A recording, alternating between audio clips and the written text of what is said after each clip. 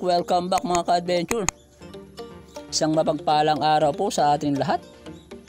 At kung bago ka pa lang po sa channel ko at nag-enjoy ka, huwag mo naman kalimutang i-subscribe at pakihit na rin po ang ating notification bell para lagi po kayong updated sa ating gagawing mga adventures kagaya nito. At kung nagustuhan nyo naman po pakihit na rin po yung like o mag-comment or share. Cause I don't give a fuck what you say. Yeah, I'ma do shit my way. So you can go kick rocks, I'ma stack bricks up, build what I want. Hey, with Kuya Jack, ready ka na? Ready na! Kuya, anong pangalan nito ng ating podcast? Badyo, si Kuya Badyo, yan, siya po natin podcast. Good morning! Pero siya ay good jo. Good na. Hindi siya bad. Let's go! Ayun, dito na naman ako, mamana na naman ako mga ka-adventure. Kung nung una kasama ko si Bro Dudes Spiro TV, dinayo ko siya dun sa spot niya sa Lido. Ngayon ako naman ang dinayo niya. Sana mabigyan natin siya ng magandang blessing dito sa spot ko. Let's go! Shout out kay Alben sa New Ibais for Fishing Group. Shout out sa inyo mga dudes. Dito ako sa group isla ni Kuya Jack. What? Yun. Sana kayo makapunta rin. Yeah. Let's go mga ka-adventure. First dive dito lang sa mababaw na area dahil medyo malabo yung dagat dito ngayon dahil sa sunod-sunod na pag-uulan. Malapit kasi sa mainland kaya ganito malabo ang dagat.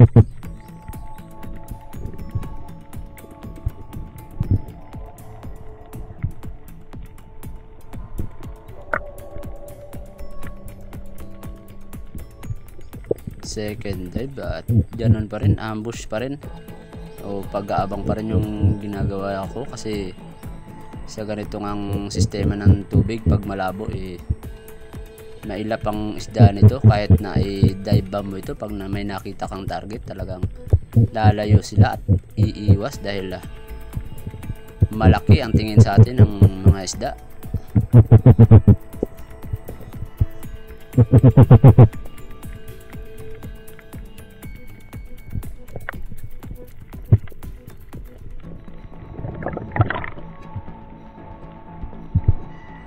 At dito sa part na to pumunta ako sa malapit sa Pangantuhan at ito nga yung nakita ko, sobrang labo, parang may gatas talaga yung ilalim at yun dun sa may baba ng Panganto wala ka talaga makikita niyan, sobrang labo.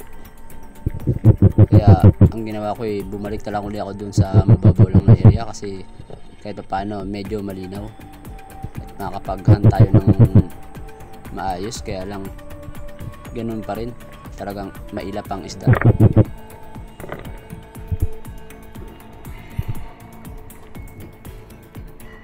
At dito nga sa dive ko na to meron na sanang pwedeng maging target, mga sardine fish o labahita, kaya lang medyo maliliit pa.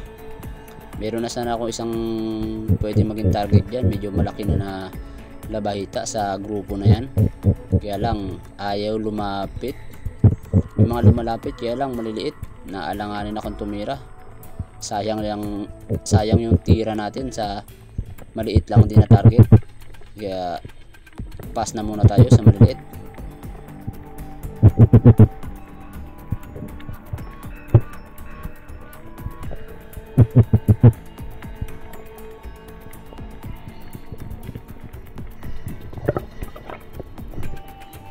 Hiwalay pala kami ni Bro Dudes sa paghunt namin dahil medyo maliit man lang tong bahura na to, kaya pinabayaan ko siyang mag-explore at pinabayaan ko siya kung saan niya gustong mag-hunt dahil wala ring kung magsasama pa kami sa isang area lang dahil malabo rin at wala masyadong pwedeng maging target.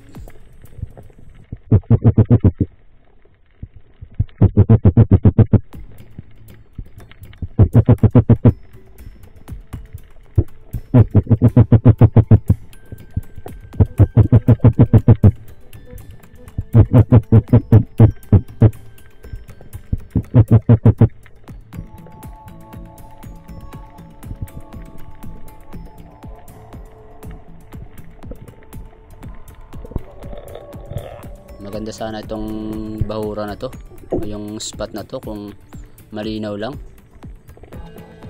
Babalikan ko ito pagdating ng oras na malinaw na ito, kung hindi na masyadong nag-uulan. Yung ulan lang yung nagdadala ng paglabo kasi dito, dahil na malapit sa mainland at napakarami ng ilog.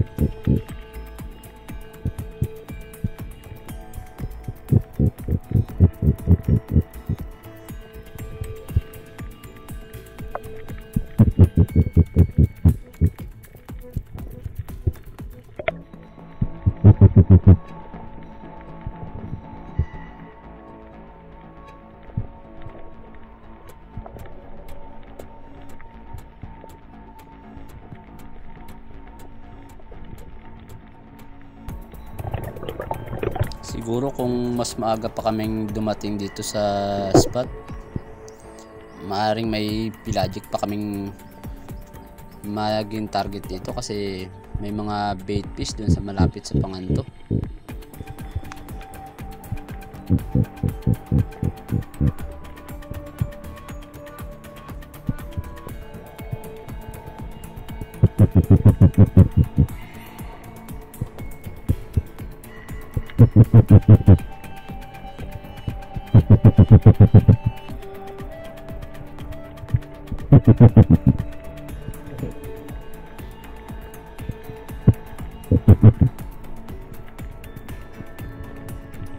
Sakto rin itong spot na to sa sa snorkeling,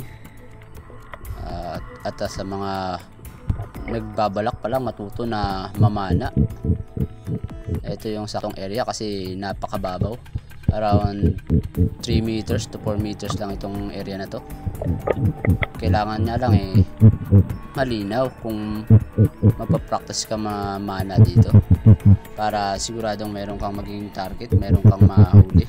Kasi kung ganitong season na malabo, talagang malabo ka rin makakahuli.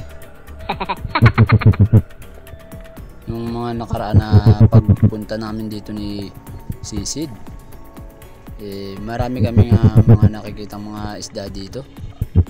May mga oriental sweet lips, may mga samaral, at iba-iba pa. Kaya lang noon pa yun, malabo ngayon Kailan kaya ako makakaranas ng mamana ng malinaw ang dagat o malinaw ang tubig, katulad sa spot ni Idol Joy Adventures sa Kanipo o sa Coron, na napakalinaw ng dagat. Dito sa amin sa Rojas, Palawan, talagang napakalabo. Wala pa akong natatandaan na nakaranas ako ng linaw katulad ng linaw ng dagat nila doon.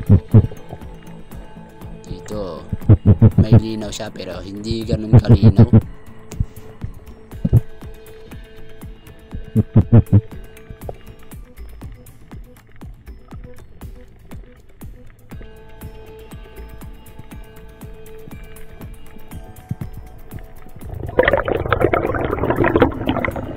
Nakakailang dive na rin ako. Nakakapagod ng sumisid. Wala pa tayong nahuhuli. At ito pa lang yung nakikita ko dito, isang yellowtail unicorn o singsingan. Kaya lang medyo mailap at payat ang isda na ito, dahil hindi ko tinamaan. Manipis ang katawan.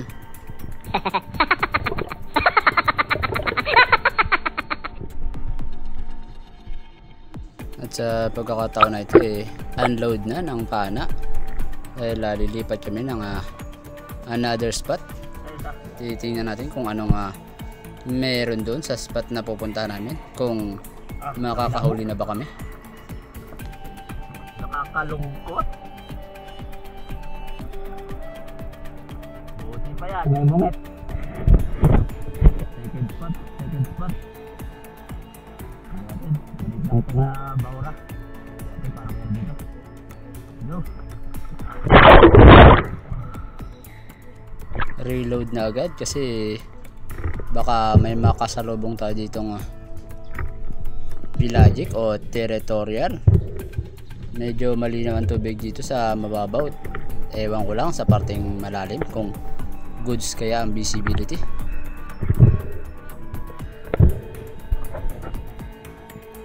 Okay sana dito sa malapit sa Pangantuhan, kaya lang doon sa may talagang Pangantuhan na napakalabo pa rin at parang may gatas pa rin, kaya dito lang tayo sa mababaw na area mag-hunt o mag-ambush, magbaka sakali na may mahuli na tayo.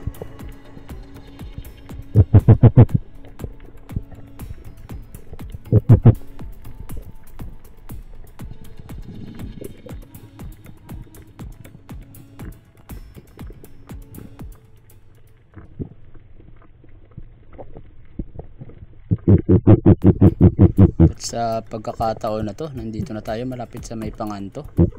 At kung napapansin nyo, nagugulat yung mga bait fish o yung mga dalagang bukid.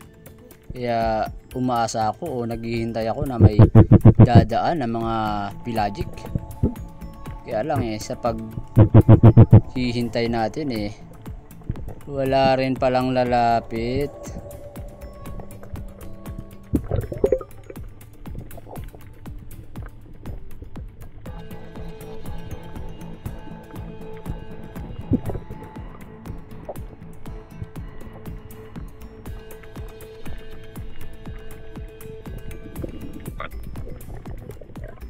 At dito sa dive ko na to, kung mapapansin nyo may mga surgeon fish o labahita dyan. Nag-isip na ako na bumawas din kahit medyo maliit, dahil wala pa talaga tayong nahuhuli kahit na isa. Kaya sinubukan ko lang pumitas ng isa, kaya lang ang nangyari, nung pagtira ko na daplis pala ang pagkakatama, kaya nakawala. Syempre shoutout muna tayo sa mga kaibigan natin dyan. At shoutout kaya Sagay Adventures from Calbayog, Western Samar, spear fishing with District 1. At syempre kay Kuya Joseph na Alquizar, shoutout kay Joseph. Kay Dive Backyard na taga Puerto, shoutout din kay AP Spear Fishing Adventure na taga El Nido. Shoutout din kay Spear Fishing Palawan o kay Kaunat. At kay Bro Joseph Agdon ng Dumaran, Palawan. At kay Josper TV from Surigao del Norte. At kay Kuya North TV. At syempre i-shoutout ko na ito dahil matagal ko na itong hindi na i-shoutout, dahil matagal na nag-comment sa ating TikTok account. Shoutout pala sa iyo pare Eric na Babera. At shoutout na rin kay Ka-Fishing. At syempre nagpapasalamat ako sa inyo mga ka-adventure, sa inyong walang sawang suporta at patuloy na pagsubaybay sa aking channel at sa ating adventures.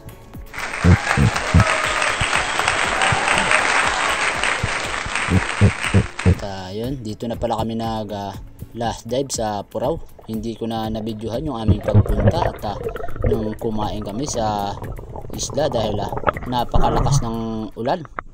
Kaya hindi na ako nakapag-video kasi baka mabasa yung camera natin.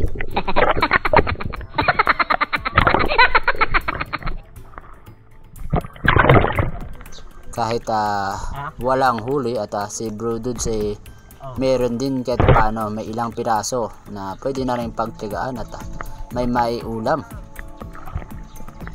Kaya lang meron pala kaming hindi inaasahan. Hindi pala aandar yung makina ng aming bangka, kaya napilitan ako magsagwan simula dito sa spot kung saan kami umahon hanggang doon sa kabilang isla o sa tinatawag na Pagbulaki. At sobra isang oras siguro ako nga nagsasagwan. At mabuti na lang din umandar kahit papaano. Kaya lang palyado. Ang importante nakauwi kami ng ligtas.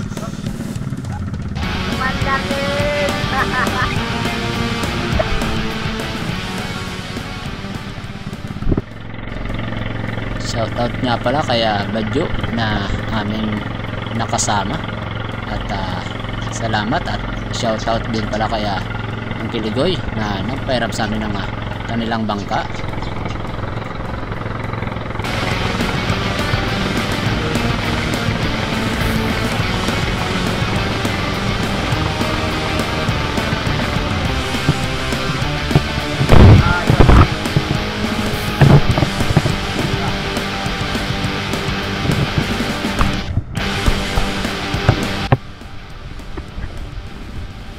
Hoy! Ano yan? Bawal yan!